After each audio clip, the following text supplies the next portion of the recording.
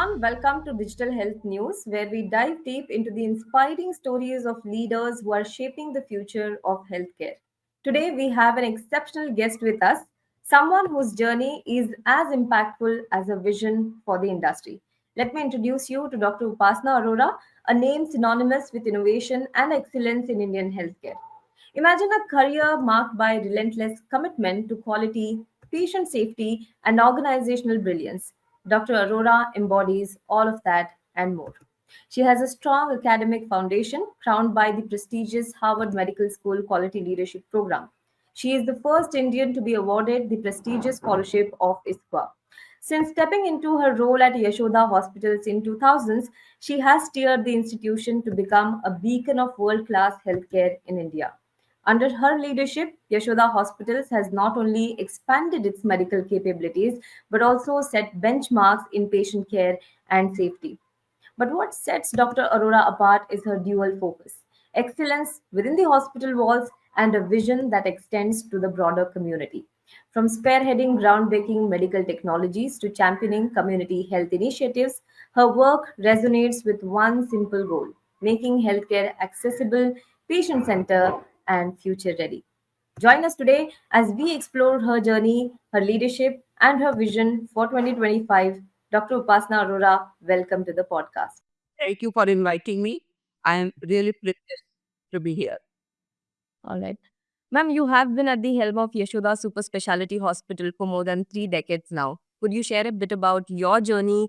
What inspired you to take the step into healthcare industry and take on this leadership role? So, when I started my journey, that time healthcare was not as much accessible as right now. That you people, young generation is really lucky that you can go anytime, anywhere, and you will get all facilities under one roof. I lost my parents when I was very young. I lost my father when I was 10. I lost my mother when I was 22. That time, because healthcare facility was not accessible for everyone, only medical colleges or a small, doctors were sitting in some clinics. No under one roof facility was available.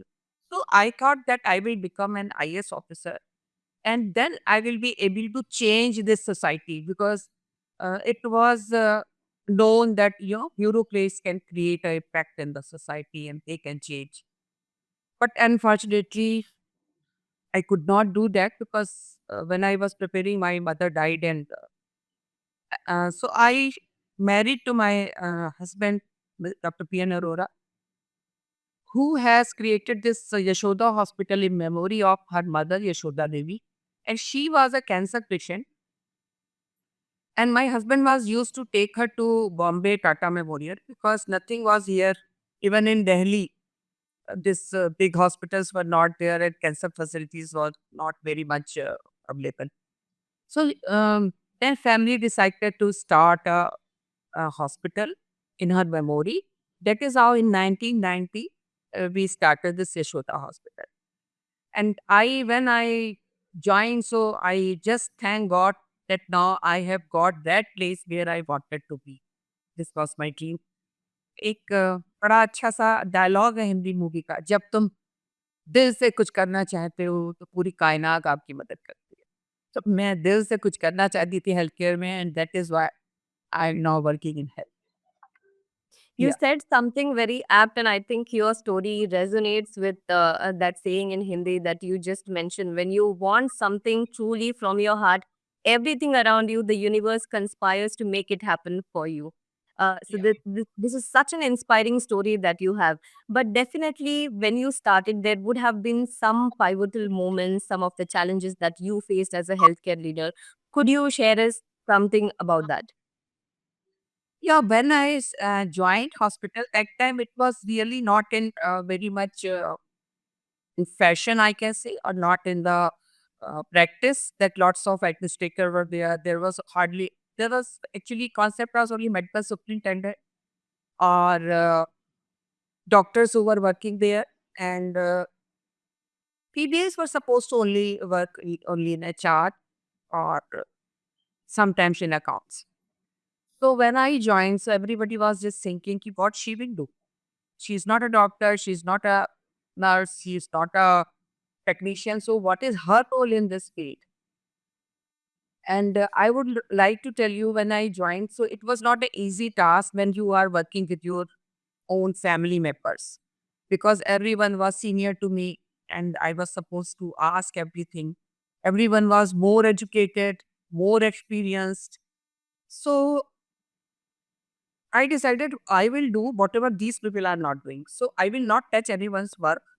So that is how I started making that hospital for modernization. Like I had started this computerization. That time we were working only manual. So computerization, then website designing. That time now, hardly you get any content writer. There was no fashion. So I was the one who has written all our content, that who we are, and all. So it was a very simple website, and but I started many new things in the hospital, like turn our oxygen cylinders into vessel and our diesel drum into underground tanker and our you know there were many services like seminar hall, conferences, these kind of things is started. So it was really a very good journey, I must say, with lots of question mark in everyone's eyes, what she do. Absolutely. But I think you took on those challenges really well and then also delivered outcomes that I think surprised everyone. And I would like to ask you, ma'am, here, do you think apart from being non-medico, is you being women was tough at that point of time for people to accept that you are in a leadership position? Because we see in healthcare, a lot of women are there in caregiving position. But when it comes to top management, we see that number going lower and lower. Actually, you are 100% right, because time has changed, lots of things have changed. Females prove themselves in every field, like they are into NASA, to they are you know, train drivers, and they are doing lots of many things in army, in airports. But still, when things come for a leadership position, it is always very tough. It's a glass ceiling. People think that in till mid management, you are most welcome in healthcare. Like nurses are there. I think in my hospital, 55% females are working. And I have made all the department heard, my female colleagues, just to create the example that others should also feel like that they can prove that they can do the best. But what happens when things come to leadership position? Generally, everybody started thinking in that way that females cannot take tough decisions, or they have many other responsibilities. Like in your young age, you have kids and you have family and lots of other things. So this is a problem. It's still there. I would like to share one thing with you, because one very good company has taken podcast with me, and why they called me as a first person, because when they have researched and they got a list of healthcare leaders, I was the only female. So he accepted and he asked in his interview, "Ki, madam, why it is like that?" Manaka, still people, males are not ready to accept females as their bosses. It's a problem, but we have to change the word, and we have to, prove ourselves that we are as tough as others are. Rather, we are more tough, because females are more tough in emotional grounds. If you see, when something is wrong, males become more fragile than us. It's kind of strange when the country is run by competent, women ministers. We have this kind of mentality or this kind of uh, hard to accept kind of a situation in healthcare where women leaders are not appreciated or maybe not given the chance they deserve. But I think you are leading by example and you are giving more chances to women in healthcare in leadership position. And kudos to you for that.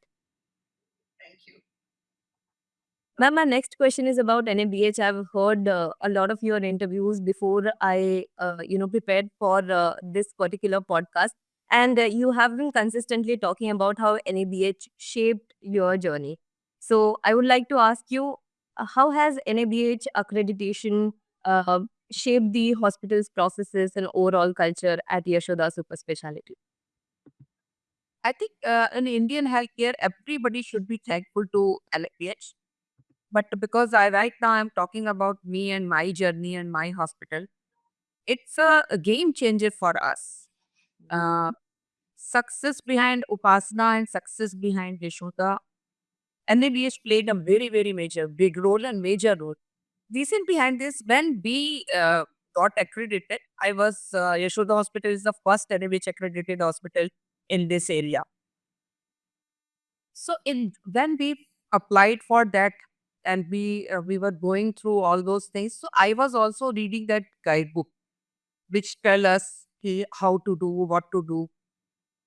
I realized ki if everybody will follow these regulations, we started when the first edition, now we are applying sixth edition. So everything is well written how to make your patient safe, and not only your patient, your staff safe. If two things are going well in a hospital, your patient is safe, your staff is safe, then what else you need in a hospital? You know, safe site surgery and no patient fall, all medication on time, right medication. These things I came to know through NABH accreditation. So I realized that this is the crux of whole success of any place. So I am not using any kind of marketing for our hospital. My patients are my brand ambassador because they are going safely and they are happy and they are coming back. Our length of stay is very short because we are following all those norms and HIC HAI hospital acquired infection. So infection control also plays a major role in patient's journey as well as staff journey. So these two things are very important. That is why I am all the time saying thanks to NABH because now Yashoda is a brand, Yashoda is a name, and all because of their support and their continuous. They are always, they are also trying to make their reputation journeys very simple for others with major criteria of patient safety. Hmm. Ma'am, you have a lot of impetus on patient safety, and one thing that we know that is quality is a journey. Patient safety is also a journey; it's not a destination. How do you ensure that your hospital keeps raising the bar when it comes to patient safety and care standards? So, it's that is why I was saying that NABH is very good because there is a always one there is a meeting. So in that meeting, and every day I get a report.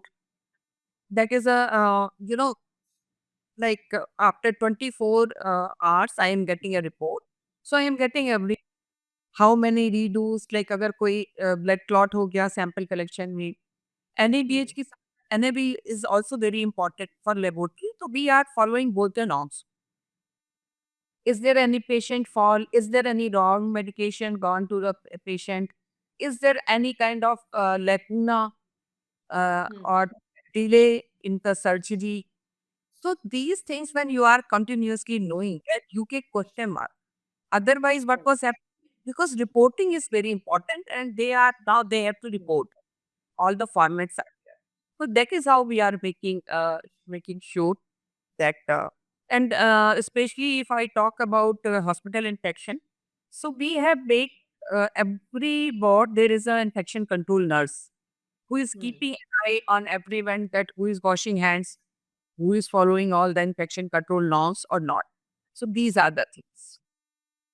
Yeah. Absolutely. Ma'am, you have been in healthcare industry for more than 3 decades now. You have seen the industry evolve from what it was in, say, 1990s to now in 2024. The patients today are not just patients who come to hospital with a requirement of disease management. They are also the consumers who consume several digital technologies, whether it be payment or other digital technologies. So they have sort of expectations, evolved expectations from their healthcare providers also. And especially in the digital era, their expectations are evolving. How is Yashoda Super Specialty Hospital adapting to these changing needs of patients? So I am proudly announcing that my hospital is the acquired digital standard of NABH. So we are the, and we have got platinum certification.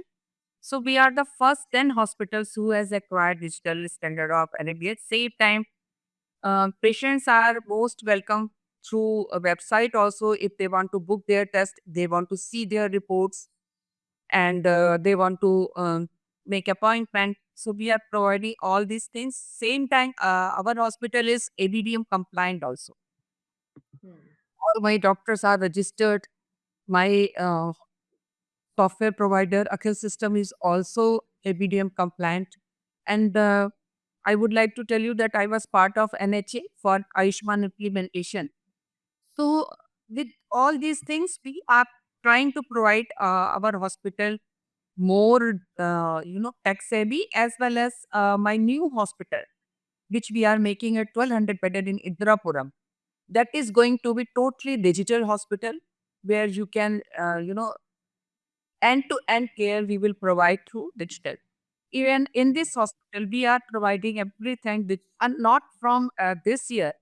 We are digital from many, many years back. Only EMR was not there, so which we have applied this year. So this is the journey, because you have to up to date yourself according to the need of a patient. These days, like a young generation like you, who is choosing a hospital, they are coming through Google. So we Yes. are supposed to do present in Google also, so they can, because half of the people are now residing in abroad, and they are choosing doctors and hospitals for their parents. So we even telemedicine facilities also available, as well as if somebody is calling us or somebody has query, so chatbot, WhatsApp chat, everything is available in Yashoda. Absolutely, ma'am. Thank you so much for walking us through the technologies that you use. How are these technologies like AI or robotic surgery directly improving patient outcomes or operational efficiency at Yashoda? I would like to tell you there are very, very, I should say, thanks to these technologies, because now what was happening in when patient is in ICU, we are all the time monitoring that patient. When patient is in HDU, we are monitoring all the time, because monitor is there, sister is there. But when patient is going into the room, private room, that time no one is there to see what is happening to the patient. So we have adopted the AI technology called Dozy.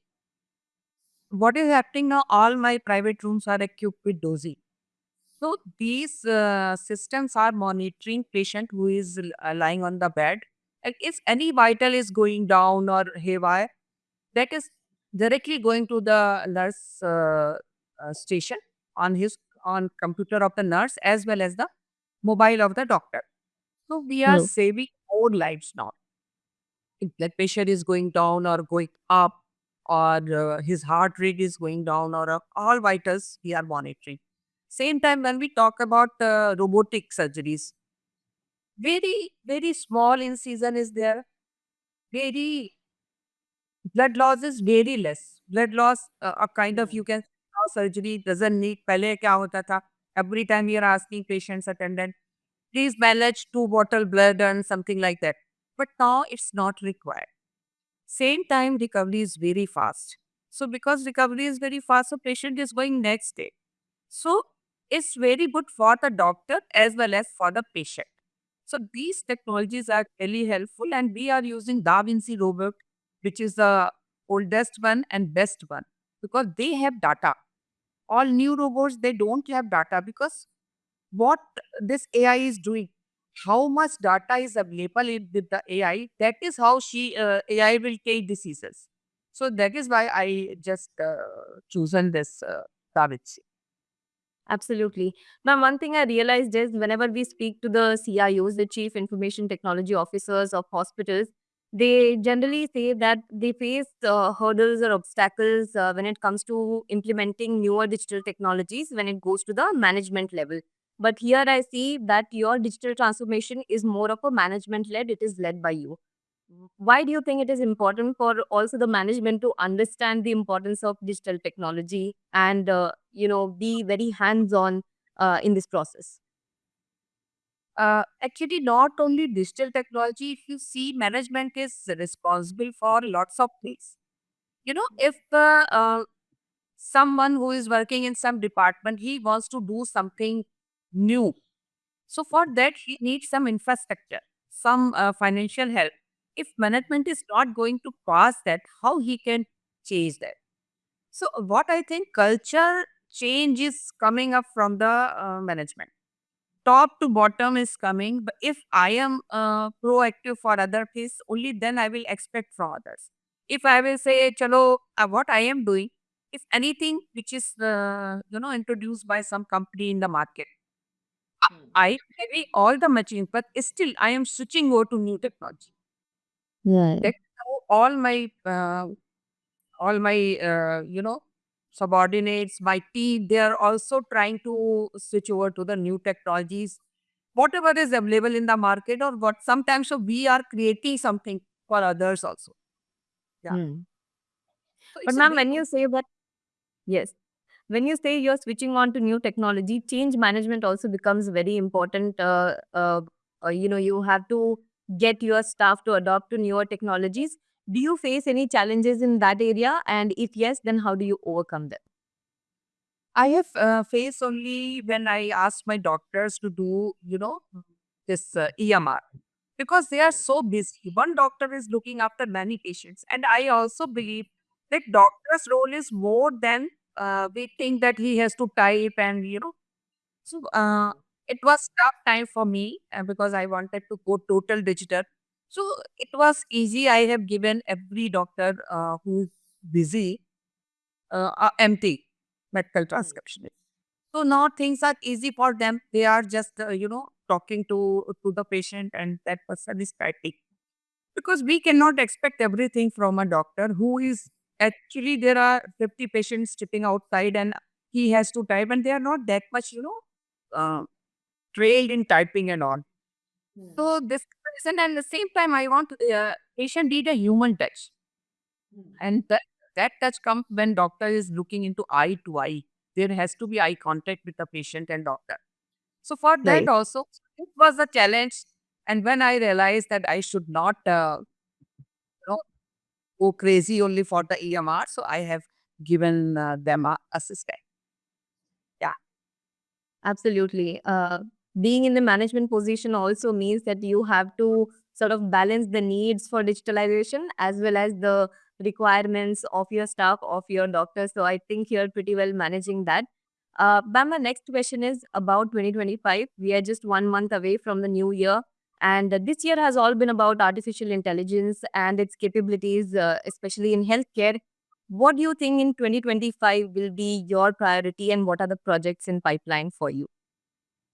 So in 2025, we are going to launch our new hospital.